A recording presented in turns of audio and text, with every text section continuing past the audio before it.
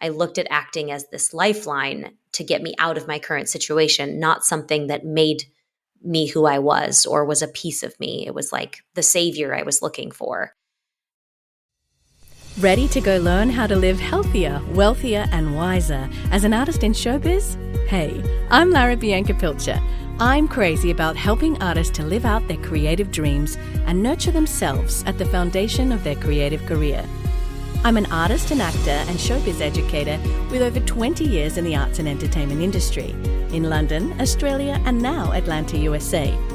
I'm here to show you how to navigate this topsy-turvy world called showbiz, uncover the secrets of success, unlocking the powerful artist you are. I've done a lot. Performed, worked in TV, film, radio, stage, produced, directed, choreographed, acting, singing, voice work, musical theatre, dance company, toured, moved, casting, auditioned, self-tape, teaching, press, critics, branding, marketing, side hustles, and all the hoo-ha, while maintaining a happy marriage with 2 gorgeous kids. And there will only be real talk here, friends.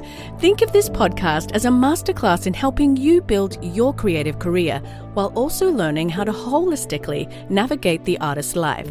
This is the Healthy, Wealthy, Wise Artist Podcast.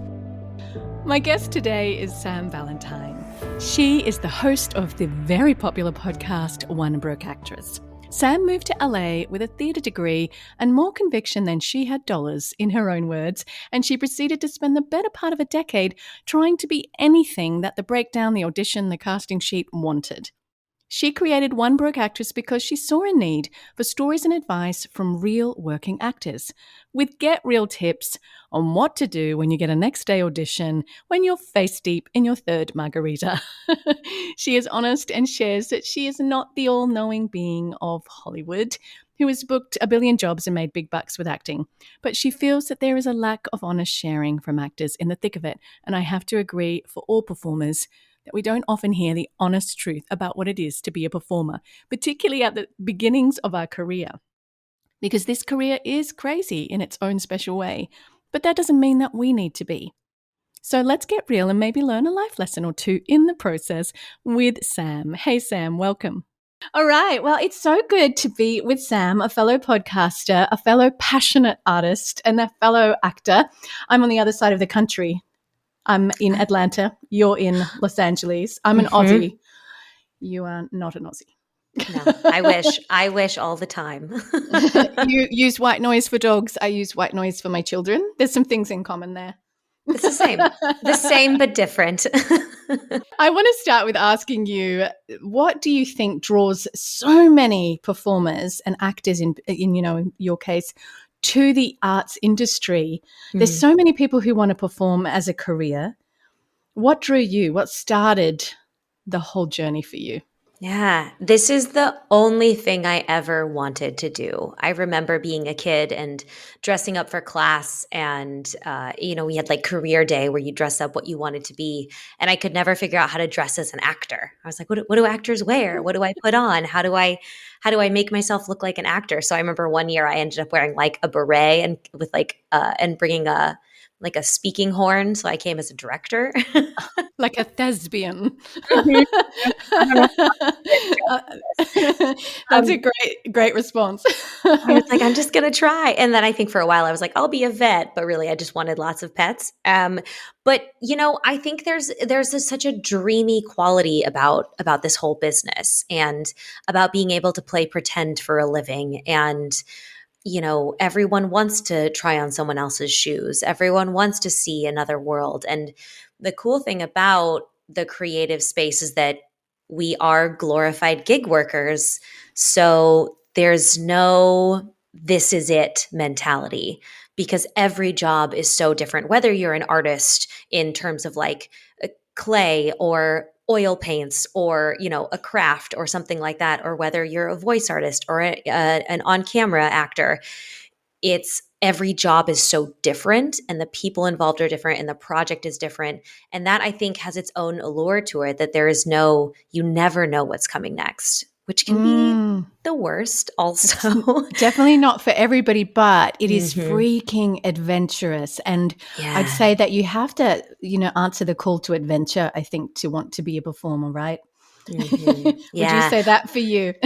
Yeah. Oh, I love the word adventure too, because it adds a little bit of excitement in something that doesn't always feel it. Once you're in it, you Mm. realize that it is very much a job and you are going to do repetitive work at different points in time and you are going to get your same reps in the same places. But there is always a chance that you could book a job and fly across the country. There's always a chance that you could need to dye your hair pink and or shave half your head tomorrow. There's always a chance, and I think that that is the sense of adventure that you captured so well with that word. Is like, let's Yeah. see, yeah. So it's those song lyrics, into the unknown, isn't it? It's like, Mm. I'll bring it. I love the unknown. I love adventure. I love change. And I think a lot of performers probably do, because it's definitely not the routine sort of thing every day. So what did your career path look like for you?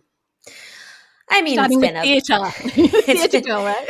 Ooh, yes. I got my education in theater. I grew up in the Midwest and there was no I didn't have any examples of people doing this job as a job.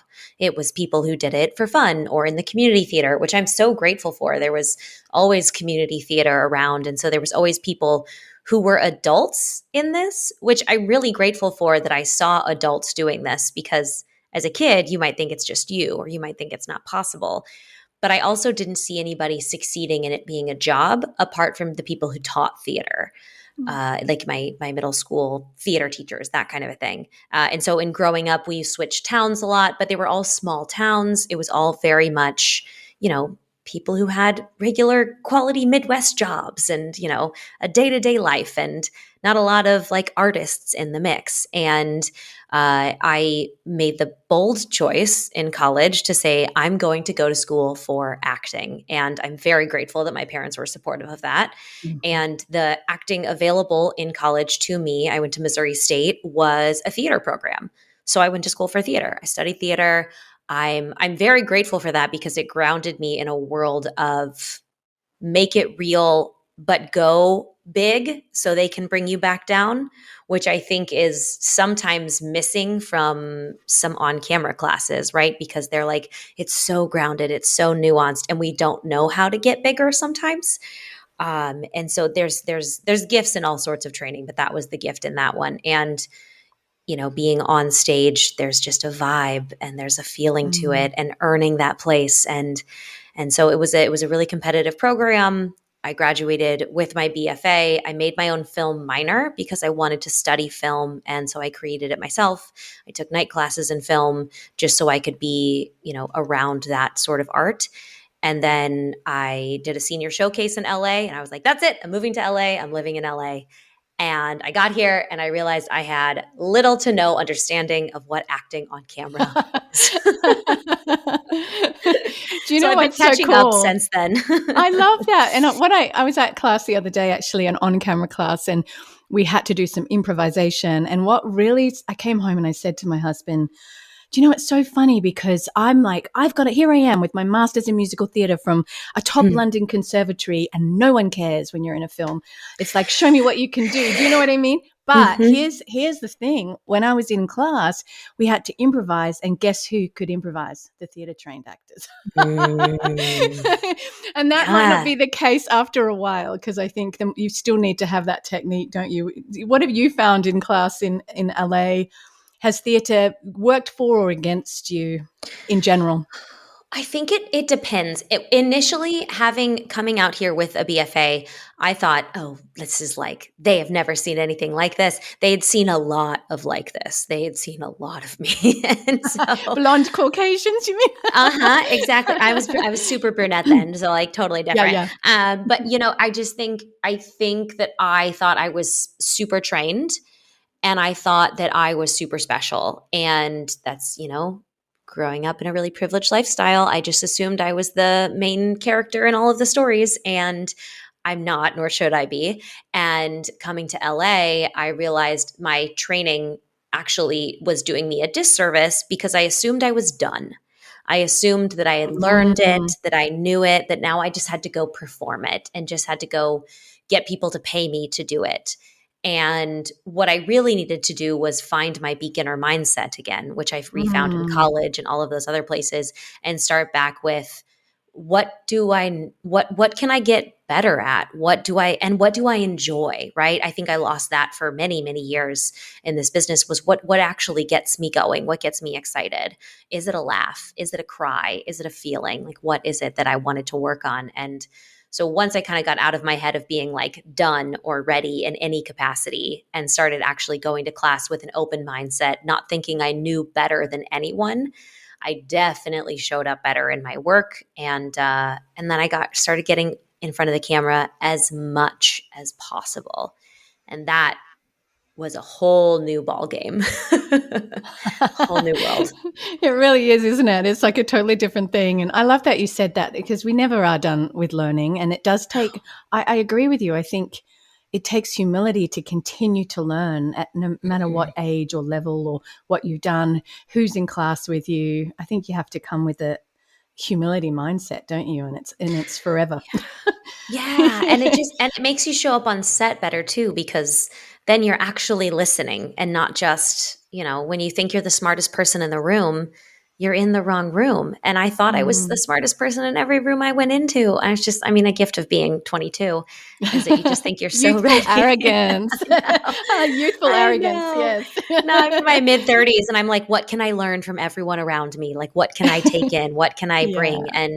And that has served me so much better. And the process of seeing I also wanted to jump timelines. And I'm sure you know what I mean by this. Like I wanted Yeah. to just get to the point where I was better. I wanted to just get to the point where like things were working, whatever that meant, instead of enjoying the process, which I Mm. understand. It's hard to enjoy the process when you're working 5-day jobs. It's hard to enjoy the process when Yeah. you're running around town, at 5 o'clock trying to get to your serving shift from Santa Monica from a Yeah. commercial audition. It's so hard to enjoy it, but I do wish that I would have slowed down a little more and taken that in as part of the process and not seeing myself as behind all of the time.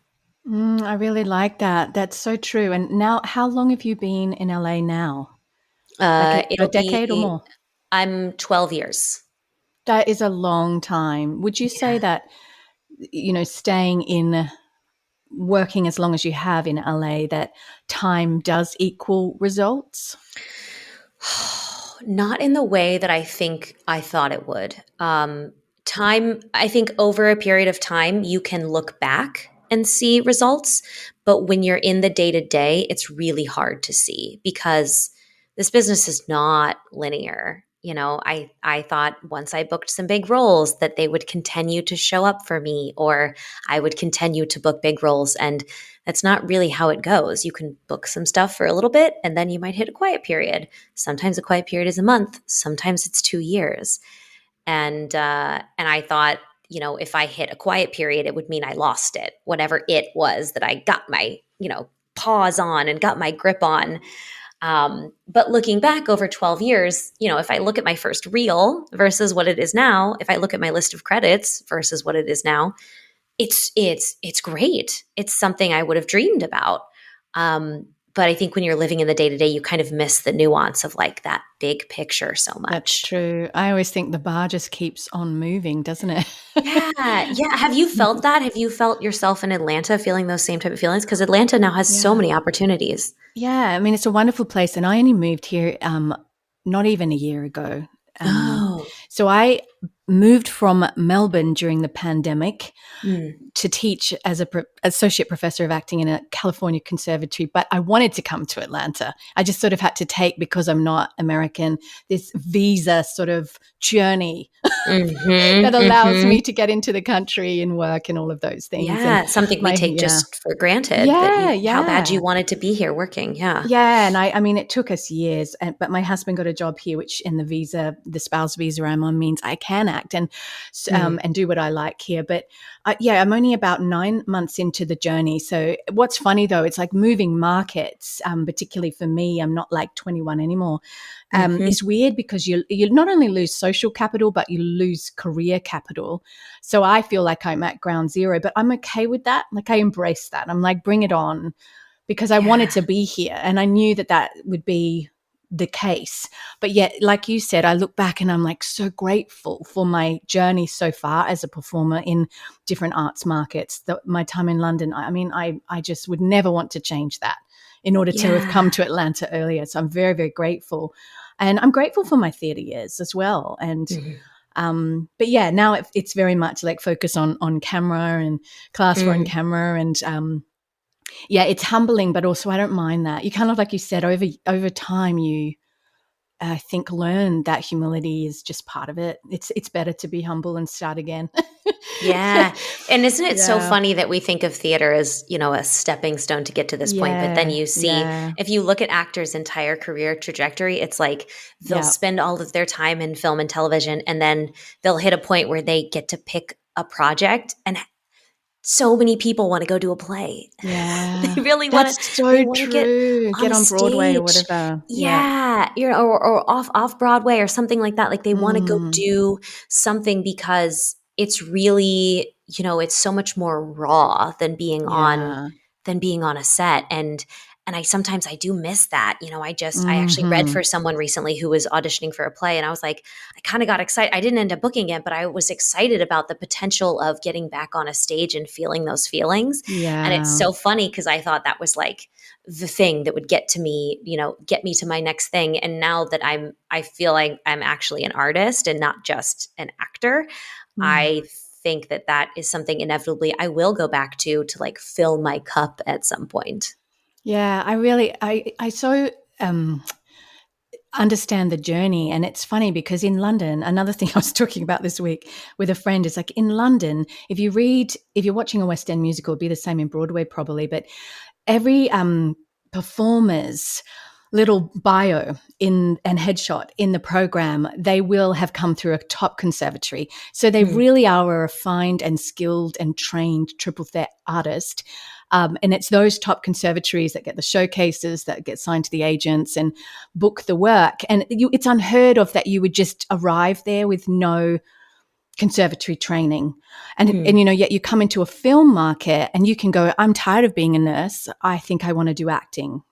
And you could book something without mm, any formal mm. training. And that's the thing that still blows my mind, with the Yeah. differences in terms I of remember artistry. Yeah.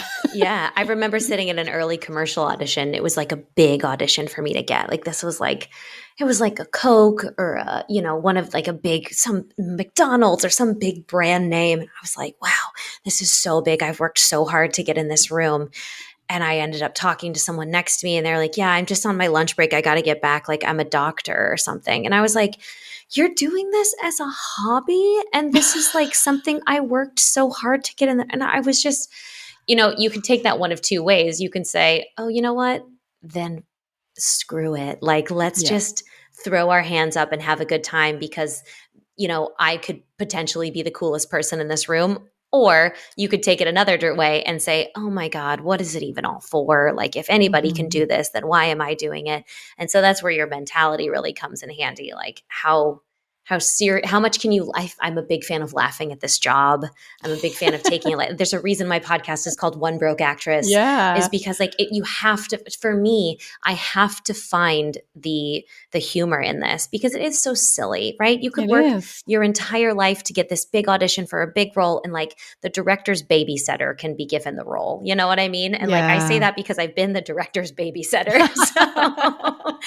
So like you have to laugh because it's so silly and it makes no sense. And like if you take it too seriously, it burns you out so Yeah, fast. absolutely. And it's funny, Andrew, my husband, he's a physical therapist for performers, and he's in London. He's treating all the West End musicals. And he said that the top star of the show came in for vocal treatment and said to him, "Oh, I don't take this seriously. We're just playing dress ups." And I've always held on to that the star of the show is like, oh my goodness, it's just dress ups. And, we forget because we get so intense about making it so called, which is, like you said, there is no ladder. Mhm. But Mhm. I love that. Well, what would you say then acting in LA would be the highs and the lows, other than what you just said? Mm. If that is a low. Oh man, I mean, every time you get your car towed, there's just a whole other world.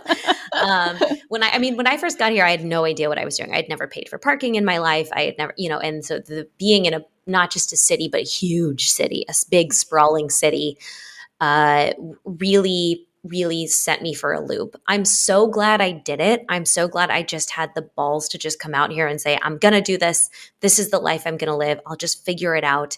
And, I fell on my face multiple times. And the first couple of years, there was no roadmap even in terms of podcasts. There was no YouTube channels of actors like who weren't famous. There was no real stories. And so you just had to kind of go with the people around you and just hope for the best. And I think that I was probably pretty depressed for those first few years because there was so little lack of information. And because of that, I felt like I was losing, like I was Mm. behind, like I was the one who didn't get it. Like there was a memo that everyone got but me.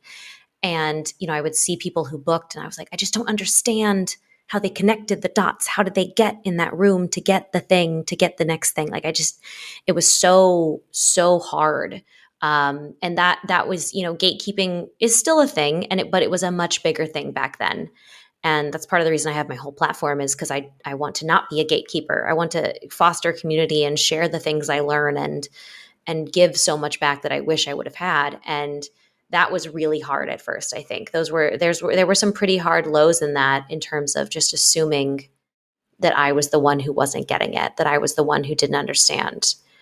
And then there's some really lovely highs. And I always get a little nervous to say this because it was such a tragic time and such a dark time and so many lost so much. But in the pandemic, I was able to take my first breath. I had been in LA for almost 10 years. I had been working nonstop since I got here. And I don't mean like booking, I mean like paying my rent and getting by and having enough money to just continue to live. Mm. And I was working 5 jobs and I was just trying to get to the next thing. And I looked at acting as this lifeline to get me out of my current situation, not something that made me who I was or was a piece of me. It was like the savior I was looking for. And in the pandemic, everyone stopped. And there was a moment of quiet. And I would thought, well, if no one else is working, then I'm also not working. And for the first time, we're all doing the same thing. And it gave me solace. And it also gave me a gentle place to start talking more, to add more of myself to my podcast and the posts I was doing and sharing because I didn't feel like I was running out of time for the first time. I felt like we were all on even playing field. And that ended up being a jumping off point for kind of revamping my whole day-to-day life because of the fact that I had a moment to myself, because I had time to think about what I wanted my life to look like if I wasn't going to book a big job tomorrow. And that's definitely been a huge high. I would love to tell you that like booking all of my roles has been the biggest high. And it always is. It always is a really exciting high when you book something. But my brain is also like, okay, but what if you test positive for COVID? But what if they write your character out? But what if? And so I celebrate those victories, but those also haven't been the greatest victories. Like the greatest victories is meeting my husband at the job I got out here, meeting my best friends. In next weekend, we're going to one of my best friends' wedding in Palm Springs. And I met her because I started working out at a gym because I could afford it because it was by the little house in the backyard of someone's like house I was renting at one point in Hollywood, like 10 years ago. So it's just like the funny things in life. And that to me is like really what a life is. And if work happens to happen along the way while I'm building up who I am, fabulous, but it's just That so not you're what makes it what it speaking, is. you can only know this from going through it. And what Yeah. you're saying is profound for most performers to hear because we often think we are not worthy because we haven't got A, B, C, D credit. Mhm. But, you just said it. You hit the nail on the head because we are worthy because, we get something along the way, but we're worthy because we're a human being, we're a wife, we're a sister, we're a mother, a pet owner, all these other Yeah. beautiful things that actually, when we get to the end of our life, are the things that are going to be what we're thinking about the most and thankful for the most, I think. Yeah. And so I really, really appreciate you saying that. I appreciate your honesty, because I've gone on a similar journey where I wanted it so bad, and it was a Mm. worthiness question, where now it's like, yeah, if I get it along the way, but I love the life that I'm building. And And yeah, yeah. Yeah. Well, and permission to like your life without having the credits you think you're entitled to is really hard to get to. it And it is. took me a long time. And also, to be fair, I don't feel this way every day. Like today's, we're feeling in a good place. Tomorrow, there might be a day where I'm like, I'm the only person who hasn't booked a job, and I'm not getting enough dollars. Like it's a day by day process of like reining in your Yeah. mentality. Yeah. But I've, I've had the pleasure of I've booked some bigger roles at this point. And then nothing changed. Like I didn't sure, there might be a point where I book a big enough role to where it does actually move the needle a significant amount. But I've talked to a lot of professionals in this business via my podcast or just day to day life. And they've shared this same sentiment that, yeah, sometimes one job will lead to another, and sometimes one job will lead to a long time of not booking another job.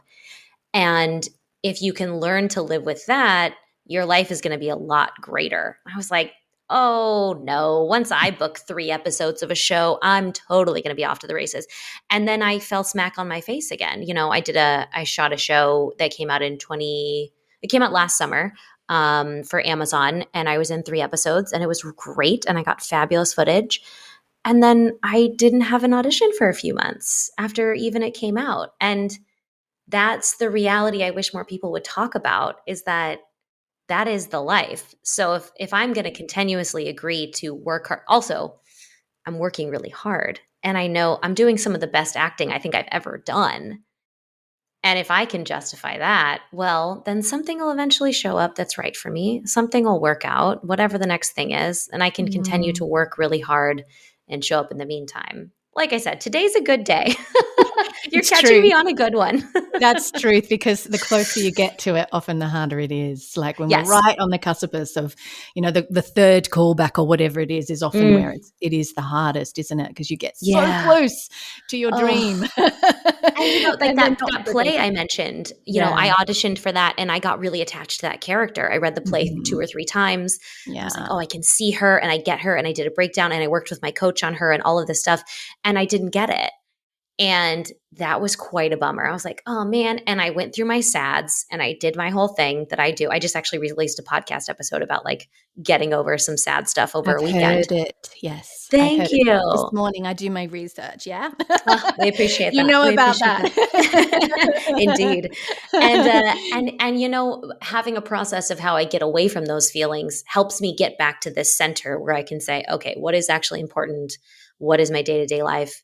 And also, I have other businesses outside of acting, and acting Mm, is not my only stream of income. So that is a mm. huge part of my financial well-being, of my day-to-day well-being, and how I can continue to work in this business without necessarily quote unquote working in this business. Yeah, that's gold, because the more we kind of have a one-track mind that this is how my life should look, this is how I should make my money, and this is how I'll be considered worthy or not, the Yeah. less we realize all the other gifts that go dormant in us, like your gift with podcasting, your ability to run your own business, all of these other things that actually give your life meaning and purpose that Yeah. wouldn't be there if you weren't doing what you're doing. So I actually think the 100%. big picture is actually a beautiful thing, but it takes a journey, doesn't it, to get there, Mm. to see that your life with a bird's eye view. So how do you refine your craft on the day to day? You said you're doing some of the best work now that you've ever done. What do you think makes that possible? Yeah, I'm actually working with a coach right now, specifically. For the first time, I shouldn't say I'm not in ongoing class. I am, it's just different. I've been in class basically ever since I realized I took my head out of the sand and realized that I needed more help getting on camera. I've been in some really fabulous classes. And right now I'm working with a coach. Her name is Elisa Perry, and she's great. We work together weekly, and it's nice because it's very specific and nuanced to what I need and where I'm going and the work that I'm getting and or not getting, right? Like, is there something missing from my package? What do we want to work on? And that sort of specific attention is where I'm at in my career in terms of moving the needle, in terms of getting some actual specific changes in my work of up leveling. It's the tiniest little things that sometimes change things, and that's been really, really helpful. I also am back in improv class, which has really been Ooh. fun. um, Back to the beginner mindset thing. I wanted to go Mm. somewhere and be in person with actors. But I also wanted not so much homework because of the fact that I run my platform. I also run a podcast production business and I run my acting career. So I wanted to go somewhere weekly and show up and just be present and not have to prep for hours in advance and not have to, and just practice being present. And man, nothing makes you more present than improv. Oh, I couldn't agree more. I nailed a Yeah. commercial audition last week because of impro. Oh, That is why I did well at it, because it basically required improvisation. And there's nothing, it makes you so present and so in the moment. And I so enjoy it. I do. yeah. And I think that podcasting is actually a great tool in up leveling your listening, which up levels your ability to be in the moment. So, Mm, you're practicing that. I'm practicing that. This is another thing. I'm constantly having conversations about this work. I'm constantly meeting other people and listening and talking and trying to stay on par with them, which is easier said than done. So those are all things that I do consider as a part of my work, right? So I'm in the improv, I'm coaching with someone, but I'm also actively practicing listening. I'm also working in my day to day life to do less so I can be present for more. And this is a gift of being a little bit older, having built my businesses at this point. I have other people who work with me and for me. And so I'm not necessarily grinding it out for $20 an hour anymore. I did that for so long and I worked pretty hard to get to the point that I am at, which is really exciting. But I'm trying not to pack my days anymore. I used to console myself with busyness.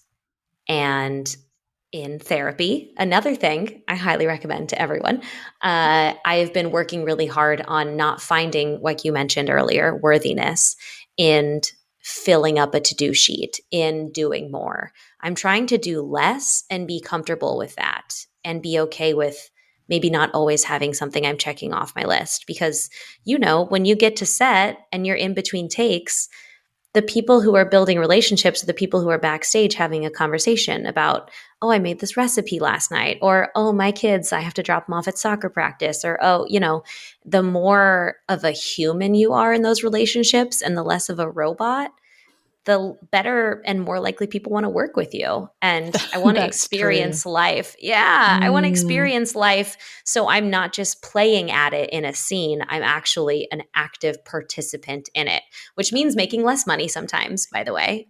So I have yeah. less availability on my calendar. But I'm trying to make that a priority for myself because I think that makes me a Mm, better actor so I can focus when I yeah. do have work to do. Oh my goodness. And a healthier human. I don't know if you're a 3 on the Enneagram. A lot of A driven two. people are, oh, you're a helper. Oh, wow. I Oh, like wait, no, no. helpers. Oh, yeah, you're right. You're right. No, I'm a you're a three 3? wing two. Hmm. Ah, yeah, we're the same, which makes sense because we want to tick boxes. I'm like, you sound like me. I want to tick boxes. I want to achieve a lot. I want to run all these things. But now I'm very similar. I don't want to hustle, especially not for worthiness. And I just want stillness. I want stillness on my weekends. I want nature. I want calm. I want family walks around the neighborhood. I Yeah. think my capacity changed after the long forced rest of what was it now, 2021? I don't know when COVID was, but my Yeah. capacity to do a lot changed, and I'm okay with that. I'm actually happy about it because I think Yeah. How did it it was change? unhealthy. Did you have kids then? Yeah, I had kids, and I think the big forced rest, and as many say, reset, made a lot of us realize how much we're doing in life, and it's just considered normal. And I remember going, wow, I love that I don't have to show up at anything. I also, Yeah. like you, loved that it felt like a rest for me as a performer, that I didn't feel like I had to be, submitting something or doing something every second of the day. And I realized I actually really liked the quiet, and I liked not. running around. And being able to be an artist is actually being able to rest and dream and create and focus on what really I want to do in my life. And that, I think it fine-tuned it. And I think it did Yeah. for a lot of people. And if not, if they've picked up the same level of hustle, I think, well, good for them, but that's not me. Yeah. And listen, there's time. You know what? It's just like the roller coaster of the career. There are days where I wake up and I'm like, I can't wait to get this done and to create this program and to make these posts for Instagram and all of these things. And then there are days like today where I was like, well, I have meetings all day and I am going to check my Slack and email and I'm going to make it from now until dinner. And I'm going to make a recipe and I'm going to that's going to be that's the biggest exciting thing about today. So you just have to define your own day-to-day schedule and Yeah. also not look at what other people are doing. Oh, Good. it's so So hard. It's good. so So hard. hard. Do you Mm. struggle with that too? There is a saying I always say, when I feel that anxiety come up, like when you're Mhm. maybe on social media and you're seeing, I've started to recognize the anxiety and go, breathe, sit with this for a minute. What's going on? Oh, they're doing what I want to be doing. So let's go and do what I'm supposed to be doing today. Like rather than, but compare leads to despair is the saying, always.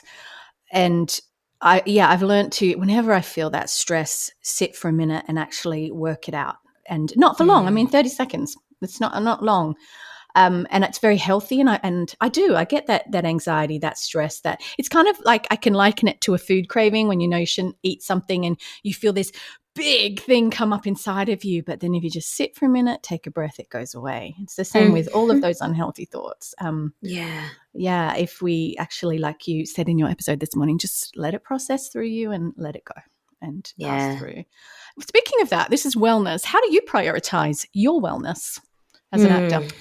Wow. Well, what we've been talking about is definitely a new thing. If you would have asked me 5 years ago, I would have said, well, I work out and I do this and I do that, and which is also a part of it. But I'll tell you that doing less has been much more, has exemplified my wellness much more than I ever thought possible because I get very stressed when I look at my schedule and I have 8 meetings in a day when I have, 100 tasks I have to accomplish. And then I show up to every single one of those meetings or those tasks with a go, go, go, go, go. And my stress level is so high during all of them that I'm never present. I'm never in my body. It will lead me to burning myself out or running around like a crazy person, or, I just miss out on all of the pieces of the day. And then I crawl into bed, fall asleep, and I'm like, what did I even get done today? And taking on less has been a big part of that. It's hard to convince yourself sometimes that that's wellness because we see wellness as, oh, you have to have a self-care practice where you journal and then meditate and then you work out and then you take a bath and then you have a cold coffee and then you have a matcha. And it's like, those are actually to-do list items. And that's fine if they make you feel good. Yeah, sometimes I journal, sometimes I meditate. But when I require myself to do everything out of habit and not out of because I want to, that detracts from my wellness. And Mm, so I've had to really get serious about being present, doing less. And therapy has been a big piece of that. I know I mentioned it it's earlier, but fine. I've had plenty. I think everyone I'm should, proud of it. especially, yeah. And I think we're so lucky that we're in a time period where it's not weird to be in therapy. In fact, it's almost weirder if you haven't been to therapy. And that's And you nothing to can be tell. proud of, especially if you need it. No, And everyone no. around you knows you need it. Yeah, and I think I kind of believe that almost everyone, whether or not they feel like they quote unquote need it, I think that everyone needs a place where they can go and just put things out there. And sometimes we end up accidentally burdening our most loved ones with all of that stuff instead of seeing a professional. And listen, Good. there is so much that needs to be done in our healthcare system in terms of representing minority groups and actually making things affordable to people who actually need it. So that's a conversation for another day. Another day. Oh my gosh. And since Mhm. coming here from free public health care Oh, countries, yeah. it's a shock. Mhm. It's a shock. Mhm. But Yeah, we I do hear you people a on that. disservice. It Yeah. definitely, because it's so, I mean, I needed therapy way more when I was running around from one of my 5 jobs to the next, and I definitely absolutely could not afford it. So, let alone anybody who's ever experienced any persecution for being in a minority group. Mm. There's, I found there are a lot of programs that state sponsored help and things like that when you are of a lower income that I utilized for a long time. It just takes a little bit more of a discerning eye to find your person in terms of therapy. And, right now I'm speaking with someone who I'm really enjoying. But if over time I feel like they're not the right fit for me, I will change it up. I will find a new Yeah. person. That has been, getting to know yourself as an artist is a form of wellness because Good. Yeah. some things don't work for some people. Some habits, some aspects aren't helpful. Sometimes and things that you might have been praised for in the past, you might want to Yeah. recheck in on, right? Like I get a lot of praise for being very busy, and I get a lot of praise for accomplishing a lot, and like my house is always clean.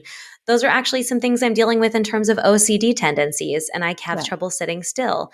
And me getting better at that and spending time on that, as silly as it sounds, to just sit down and watch an episode of Real Housewives without taking out my phone, is actually me working on my wellness because I need to sit still. And that in Yeah. turn is giving me more stillness. And I'm finding myself doing better work in my scenes because I am allowing them to move at a slower pace. Wow. That is Yeah. actually really profound. And science is actually saying we're not losing our capacity to focus, we're not practicing focus. There's a big difference because people are like, oh, actually losing our capacity because of all the multitasking. No, no, that's not true. There's no science to back it. So I'm like, okay, well, I want to practice focus Did you read because the book Stolen Focus? no, I Oh, you haven't. should That read sounds it. good. It's really Okay. good. It's really Nice. good. I highly Yeah, recommend that one. I Yeah. will. I love a good book that goes deep into if it's written by a PhD and anything to do with the brain. I'm like, give it to me right You'll now. like this one then. I This think one's I really want to good. be a psychologist in another life. I love it. I love If I it. wasn't an actor, Listen, but performer. you could play one on TV. That's true. Actually, I could, and I have once. Perfect. That's so funny. All right, let's just hear the beginning of One Broke Actress. You just went to Vegas. I mean, big things are happening for you. That's huge. 6 years ago, you were like, "I'm going to get on a microphone and I'm going to speak about the truth about LA." What led to Yeah. that, and what happened in a summary over the last 6 years? Yeah. Oh man, so much stuff. So in 2016, I started a blog called One Broke Actress because I just felt like I had experienced so many highs and lows and I didn't have a place to put my thoughts on them. And I never anticipated sharing it. I just needed a place to start it. I needed a project at the time because I had come back from a movie. I was unemployed. I was experiencing so many highs and lows. And I was like, okay, this is just something I'm going to do with my free time. And the following year, I started a podcast that coincided with One Broke Actress because I had been interviewing actors for the blog and then transcribing the interview into text. And I realized I hate transcription. It's so tedious. I was like, why don't I just record this? I think this would be a way better use of my time. So I started the One Broke Actress podcast. Podcasts were not very popular in 2017. They were starting to pick up. I had had one before that with a friend that was just a chat podcast called Not According to Plan.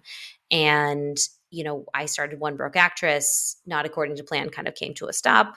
My co host moved and I just kept it going.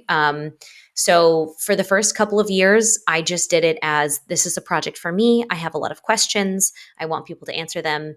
And then people started to find it and they would say, I think this is so true, or I feel so seen by this. I was like, wait, it's not just me who feels this stuff. We're all in this together. But and then actors who had booked way more than me would say, I'm so glad you're talking about that. I was like, oh, so this is true for all of us. Okay. And, I did it almost exclusively guests because I was too afraid to do solo episodes. I didn't think I had the clout to hold it down, in my own opinion, which is funny. And then in 2020, when the world went on pause and I had nothing else to work on, I was like, well, I'm going to do season 6 of the podcast and just keep going. And we're now on season 11. So we've really just kept it rolling. And I do seasons because I like to take rest. Yeah, that gives you a Helps. reason to. Yeah, it totally Yeah. helps. And I do a mix of solo episodes of me talking about my life and just the stuff I'm dealing with, and guests. One Broke Actresses email list and platform and Instagram and all of that stuff have grown exponentially. And now I'm kind of more focusing on the longer form content, so the podcast, the YouTube, and just sharing what my experiences are mixed with the people I've talked to. And I strongly believe that most success stories are written after they happen.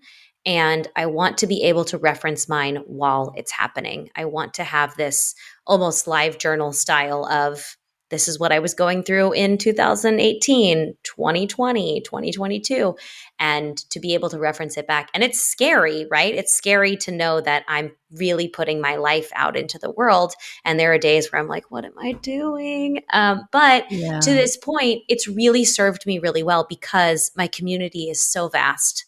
I can talk to people all over this business. I feel so supported because I think the place I'm coming from is not, I know better than you. I'm the Yeah. guru. You're not. The place I'm coming from is, I think that this is true. Does anyone want to add to it? Or I Mm. have a question about this. Does anyone want to be an expert in this area? And I think coming at it from that perspective is just a little bit more open ended and invites more people in. And it's been really eye opening. And now, I mean, now it's a whole business. Now I have a very, very active membership group. I have a very, very full podcast schedule. The podcast is a SAG after podcast. So now I get to pay into my own health and pension with my union, which is thrilling. Yeah, and because of it, I've gotten so involved in podcasting. I now run a podcast production company. Which is That's my main wild. income. I know. Well, I totally thought too that I would have to be an audio engineer in order to do what I'm doing. Mm.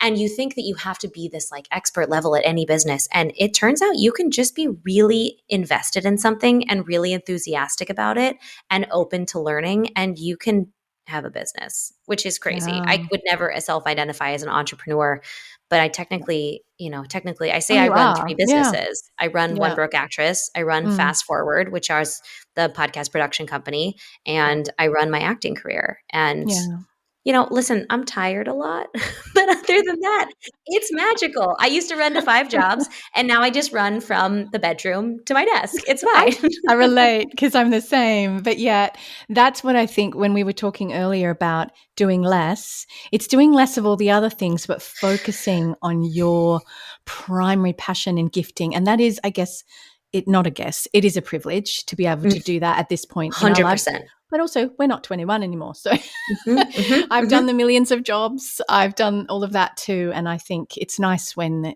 you can start to earn income from your own business and control your own day a little bit to an extent. Yeah.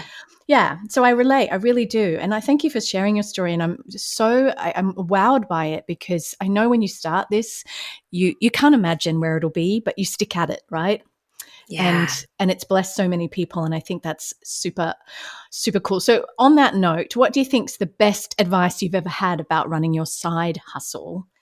It's not Hmm. necessarily, I say this on my podcast, I don't like the word side hustle. I like parallel Mhm. career because performers, that's really what it is. But what would you say? Have you ever received advice around that? Yeah. My friend and the co-owner of Fast Forward, her name's Ashley Pollard, and she runs her own business consulting group. But she has a saying, it's not hard, it's just new. And I use that a lot because still get intimidated teaching classes or hosting podcasts or, sometimes being a guest on people's podcasts. I can get in my own head and think, who am I to share? What do I have that's important? That kind of a thing. And I think, this is not a hard thing. I'm not laying tar on the side of the highway. I am just talking about myself and it's not hard. It's just new. And I think Mm. that is so true in so many aspects of this job. I think about it in terms of every different character too. I think it's so true for acting as well. And then the other piece of advice that I think helps me get through my day to day is no one cares. That's so true. because That's so we true. we tend to get so myopic. And as someone who puts her life on the internet, I can get very in my head about what this looks like, or like, is everyone judging me, or like, does everyone think that like my podcast is not as good as someone else's podcast, or like, I can't I haven't put out a post on Instagram in 4 days. No one cares. Like, Mm, no one cares. You are your biggest critic and your biggest fan. And if you can just take other people out of the mix, like we said, like not looking at other people's radar type of situation, no one cares. No one and it's like, I true. think that I'm not, I haven't booked theatrically in months. So everyone must think I'm lame. No one's noticed. No It's one true. cares. Because you're It's just just you. normal. You're the majority, actually. It's just you. 95% of us are not working at any one time, right? Yeah, Viola Davis. 100%. Yeah, so that's actually very refreshing that you're honest, because it's not a glamorous industry. I don't think it is. You have your red carpet moment, but that's like 1% of what we do. Yeah. So not Yeah, you have glamorous. to make it Mm, glamorous for yourself, because yeah, yeah. I had a meeting with an actress before this. I take coffee calls with actors where we just sit down and talk for an hour about whatever they need. And sometimes it's like headshots. Sometimes it's, I don't know if I'm doing enough, that kind of a thing. And this actress had meetings with agents, and we were talking about those meetings. And she was like, I don't want to like over prepare. I don't want to, but I also like want to enjoy this. And I was like, what if you just like made it romantic? What if you just made it your version of glamorous? Like, you have days because this meeting is coming. What if you just lived in the fact that like you 2 years ago would have been killing for agent meetings, and now you have some. So how would you treat yourself 5 years ago if you knew you were going to have agent meetings this week? Would you dress up a little more during the day? Would you take a walk around your block, go buy yourself a special coffee? Would you like what joy can you add to your life? Because these are the moments that we'll skip, because she'll, wait for the moment where it's like, when I book with the agent, then I'll feel like life's glamorous. When I get to this point, then I'll be able to treat myself like a star, whatever it is. I was like, we're going to miss all of these moments Mm, if we don't live in them. So let's say you have agent meetings. Let's go take care of yourself. Let's go make it special for you. And I don't care that anyone else sees it as special, because they're not going to. No one's going to see it as special as you do. So we have to make it really great for you specifically and let everyone mm. else off the hook. That's such a beautiful thing to say, because the less we project, look at my success, uh, it's actually very unattractive, particularly to friends that are not actors. And I find the healthiest I've been able to get to is when I've had the breaks, like whether it's the forced break because of COVID, or I am, for whatever reason, like visas, not able to act because I'm not allowed in the country. Or Things a that writer's I'm strike, a writer's strike, like right now. um, maybe. that all those things, I actually find the break sometimes helps me reset and not get into any kind of projection of success, and go, I've got a lot to celebrate. And I think that takes a bit of sitting still and looking inward sometimes. All right, on on success, how do you define success then versus now? I mean, of course, my early definition of success was booking really big, fabulous jobs. Yeah. It was being interviewed behind the scenes and waking up every day to get on set.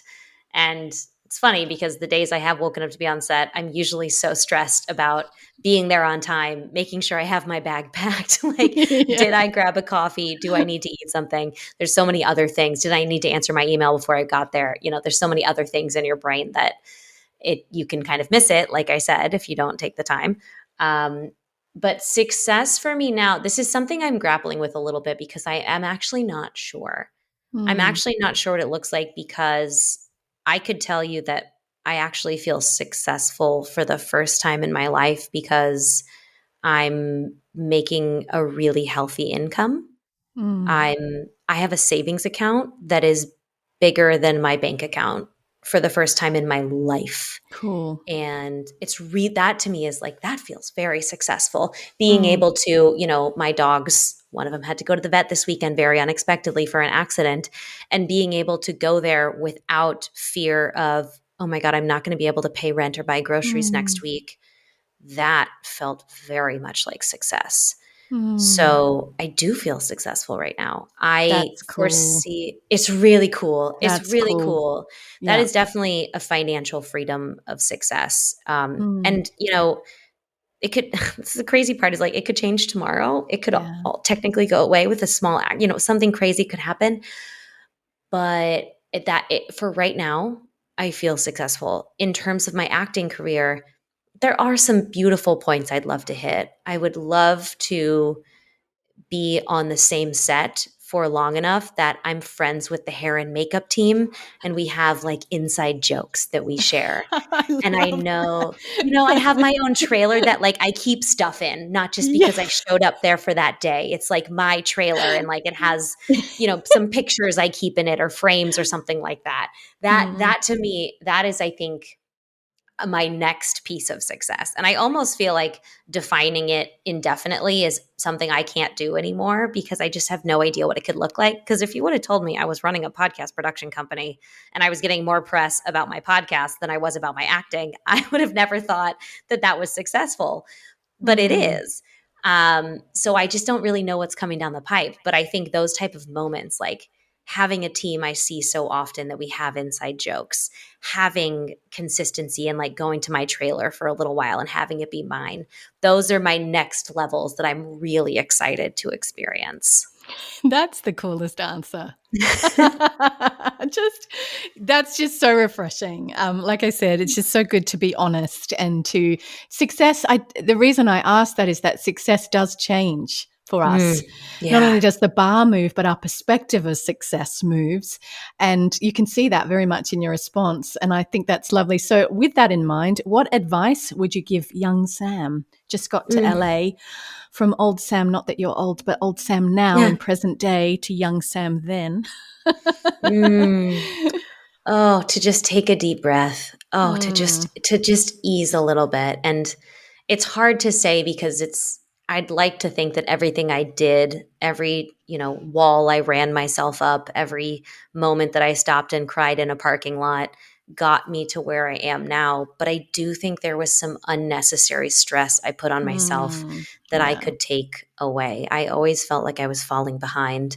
I always felt like there was a right and a wrong, like there was a right answer to a situation. There was the right rep I could get. There was the right way to read the sides. And I don't think that that's true.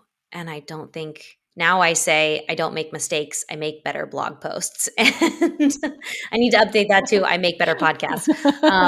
Because everything I've done that has been thrown off has helped me get to the point that I'm at now.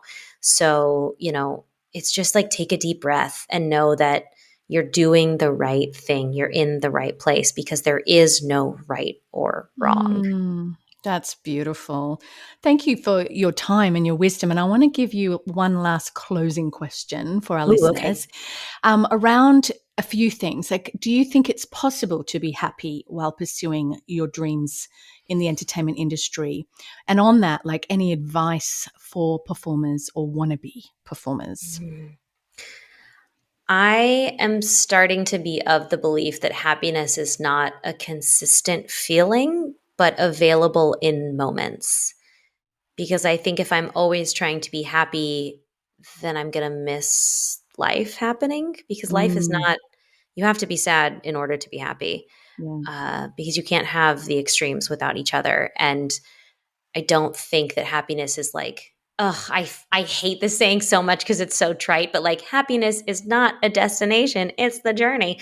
Um, but because I don't, but listen, But I don't it's think every piece of true. this, Yeah. yeah, but I don't think every piece of this journey is happy. I've had a Mm, lot of dark times and there's been a lot of sad moments and a lot of bummer times and things like that. And I think that stopping looking for like happiness, quote unquote, and just being present changes things a lot. So you note when you're actually, is it that I'm not happy or is it that there's something actually missing? Is there something I can do about the scenario or is it just a mindset thing?